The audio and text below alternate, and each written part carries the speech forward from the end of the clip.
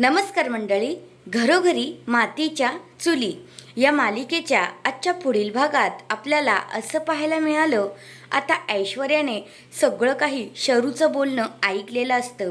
मात्र शरूला बघून आता ऐश्वर्या इकडे घाबरते आणि शर्वरी म्हणते, काय ग झालं ऐश्वर्या, एवढी का घाबरली आहेस? तर लगेचच आता ऐश्वर्या म्हणते, मी ना बाहेर काळी मांजर पाहिली म्हणून मी घाबरली आहे.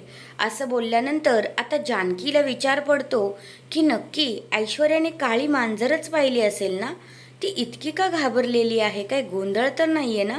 तर दुसऱ्या बाजूला आता ऐश्वर्या शर्वरीची रूम चेक करत असते आणि तेवढ्यातच आता तिला फोन भेटतो आणि ती पाहते तर शरू रूमकडेच येत आहे आणि हे पाहिल्यानंतर आता ऐश्वर्याची घाबरगुंडी उडालेली असते. तर हा आहे आजचा पुढील भाग. तुम्हाला कसा वाटला ते कमेंट करून नक्कीच सांगा. धन्यवाद.